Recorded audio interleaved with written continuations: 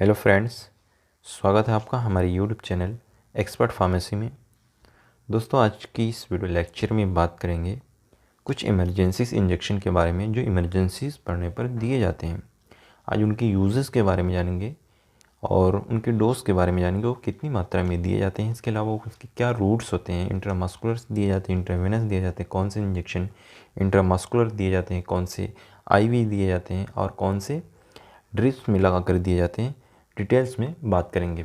तो दोस्तों, वीडियो शुरू करने से पहले अगर आप हमारे चैनल पर नए हैं तो प्लीज़ आप हमारे चैनल को सब्सक्राइब कीजिए और बेल आइकन को ज़रूर प्रेस कीजिए, जिससे कि हमारी नई आने वाली वीडियो की नोटिफिकेशन आपको तुरंत प्राप्त हो।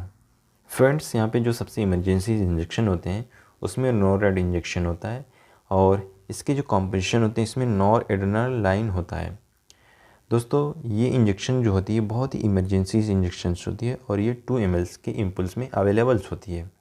ये नियॉन के द्वारा मैन्युफैक्चर्स की जाती है। यूजेस की अगर इसके बात करें तो नॉरेड इंजेक्शन का इस्तेमाल ऑपरेशन के दौरान गंभीर संक्रमण जिसे सेप्सिस कहते हैं या फिर आपातकालीन स्थिति में कार्डिक अरेस्ट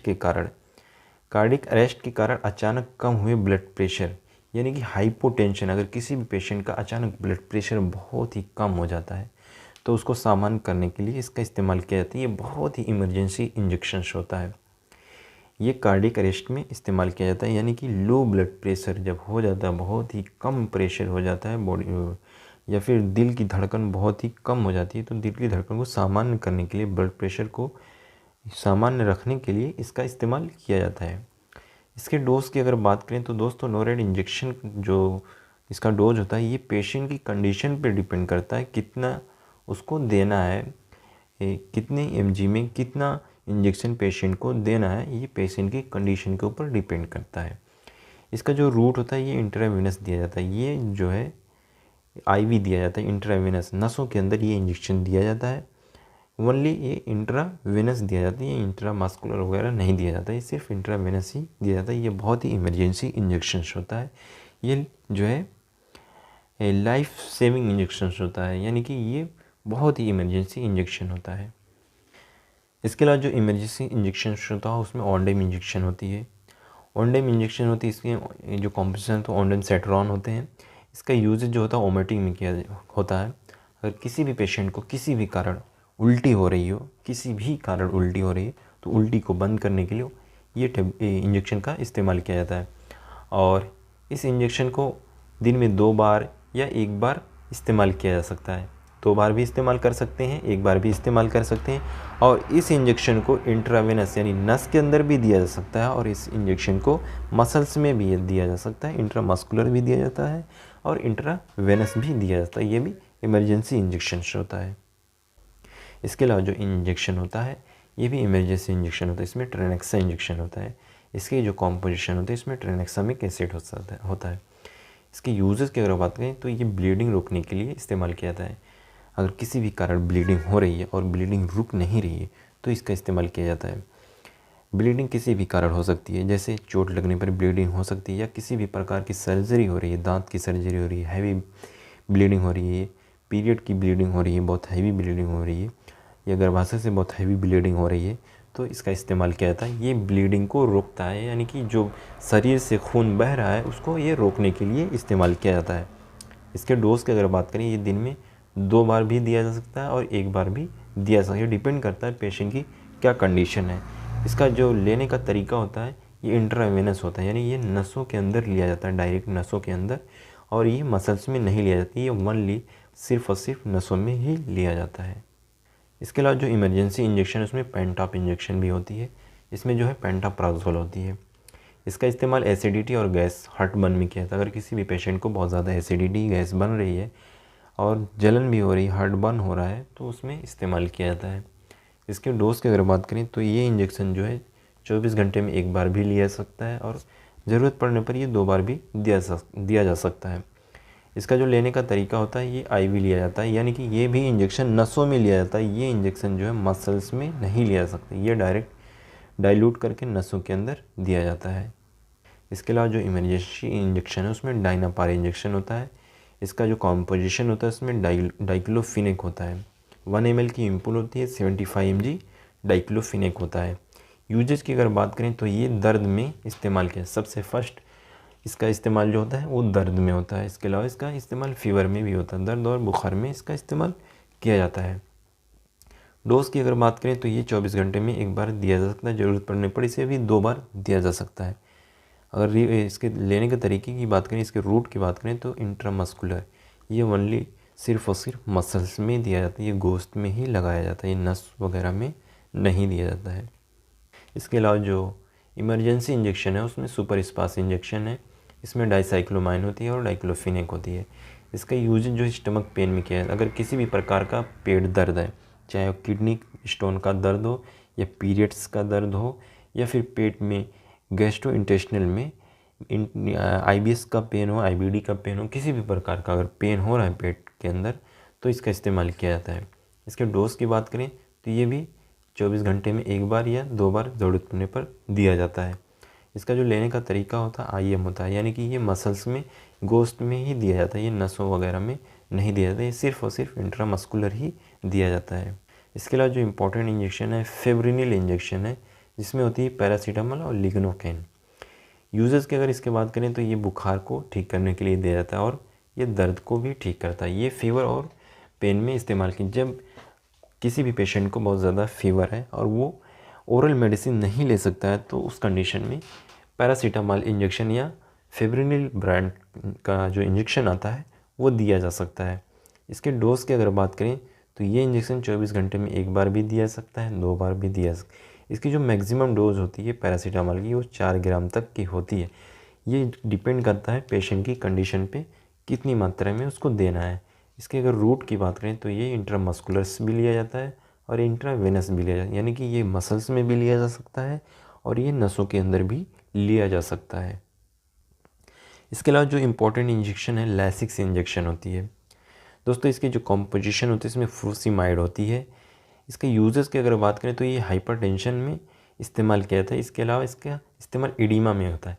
हाइपरटेंशन यानी कि अगर किसी भी पेशेंट का ब्लड प्रेशर बहुत ज़्यादा बढ़ गया है और उसका ब्लड प्रेशर ओरल मेडिसिन से डाउन नहीं होता है, नॉर्मल नहीं होता है, तो उस कंडीशन में लैसिक्स इंजेक्शन दिया जा सकता है। ये भी इम्पॉर्टेंट इंजेक्शन। इसके अलावा अगर बॉडी के अंदर बहुत ज़्यादा सिविलिंग है या एडिमा जिसे कहते हैं तो उस कंडीशन में भी ये इंजेक्शन दिया जा सकता है।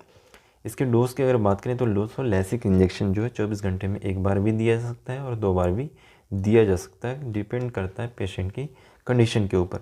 रूट की अगर बात करें, इसके लेने के तरीके की बात करें तो इंट्रामस्कुलर भी ये दिया जाता है, यानी कि ये मसल्स में भी दिया जा सकता है और ये नसों में भी दिया जा सकता है, लेकिन ये बहुत ही स्लो नसों के अंदर दिया जा सकता है। इसके अलावा जो इम्पोर्टेंट इंजेक्शन है डेरिफाइलिन इंजेक्शन है।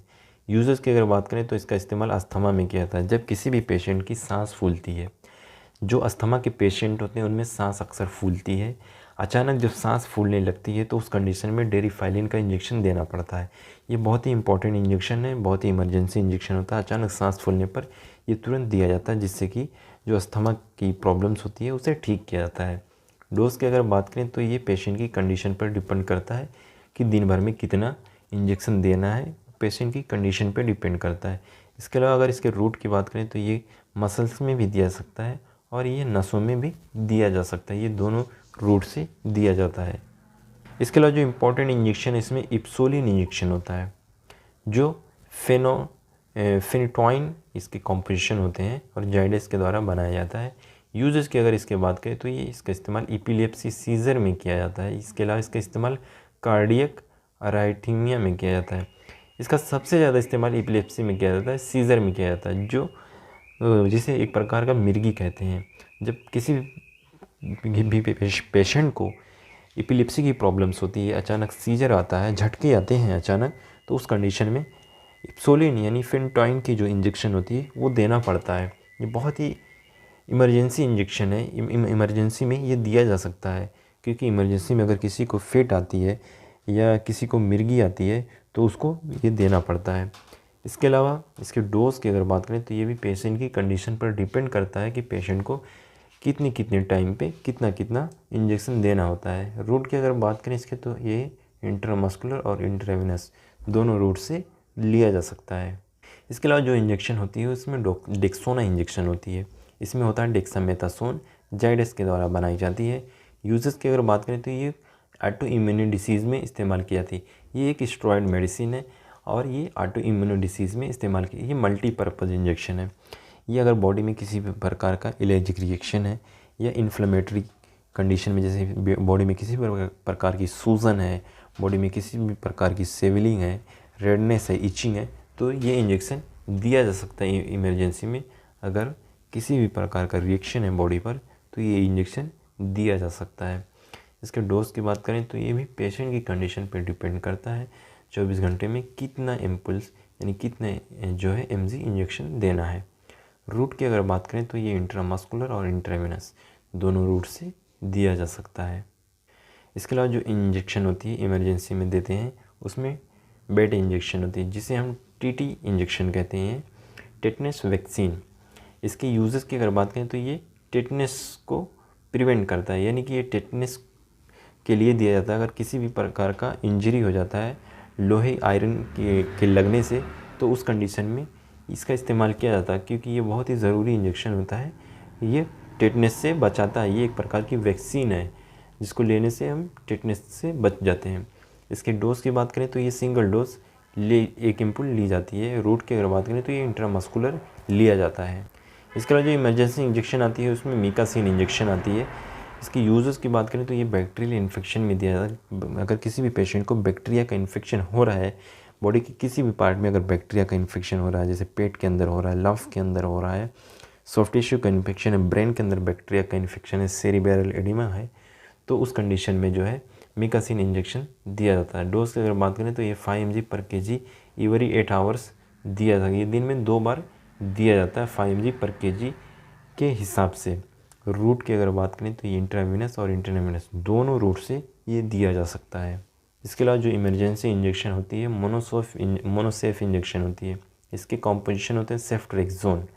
दोस्तों यूजेस की बात करें तो ये भी बैक्टीरियल इन्फेक्शन में इस्तेमाल की जाती है। बैक्टीरियल इन्फेक्शन बॉडी के किसी भी पार्ट में हो सकता है, जैसे लंफ में इन्फेक्शन हो जाए, पेट में इन्फेक्शन हो जाए, यूरिनरी ट्रैक्ट में इन्फेक्शन हो, सॉफ्ट टिश्यू का इन्फेक्शन हो, या फिर ब्रेन का इन्फेक्शन हो, जॉइंट का इन्फेक्शन हो, ब्लड का इन्फेक्शन हो, तो इन सब इन्फेक्शन को ठीक करने के लिए मोनोसेफ का इंजेक्शन दिया जाता है। डोज की अगर बात करें तो ये एडल्ट पेशेंट को 2 ग्राम 24 घंटे में एक बार दिया जा सकता है, वो डिवाइड करके, और बच्चों में 50 से 75 mg पर kg पर डोज के हिसाब से दिया जाता है। और इसका लेने का जो तरीका होता है, जो इसका रूट होता है, ये IV होता है। इसके अलावा ये IM भी दिया जाता है। इसके अलावा जो इमरजेंसी इंजेक्शन होती है उसमें प्राइमाकॉट होती है। इसके जो कॉम्पोजिशन होती है उसमें हाइड्रोकार्टिसोन होती है। ये एक प्रकार की स्टेरॉयड मेडिसिन है, ये माइक्रोट्स के द्वारा बनाई जाती है। यूजेस की बात करें तो ये सीवियर एलर्जिक रिएक्शन को रोकने के लिए इस्तेमाल किया जाता है। अगर किसी भी पेशेंट को बहुत ज़्यादा एलर्जिक रिएक्शन हो रहा है तो इसको रोकने के लिए तुरंत ये इंजेक्शन दिया जाता है। इसके अलावा ये अस्थमा में भी दिया जाता है। किसी भी पेशेंट की सांस बहुत ज़्यादा फूल रही है तो उस कंडीशन में ये दिया जा सकता है। ये इसका यूजेज है, ये इमरजेंसी में दिया जाता है। ये बहुत ही इंपॉर्टेंट इंजेक्शन होता है। डोज की बात करें तो ये 100 mg दिन में 1 से 2 बार भी पेशेंट को दिया जा सकता है। रूट की अगर बात करें इसके तो ये इंट्रावेनस ज़्यादातर नसों में ही दिया जाता है। इसके अलावा ये इंट्रामस्कुलर भी दिया जा सकता है। तो दोस्तों ये सब इमरजेंसी इंजेक्शन है जो इमरजेंसी में दिए जाते हैं। दोस्तों दवा के रिलेटेड कोई क्वेरीज हो तो आप हमारे कमेंट सेक्शन में कमेंट कीजिए। वीडियो पसंद आए तो उसे लाइक शेयर और कमेंट ज़रूर कीजिए। Thank you so much.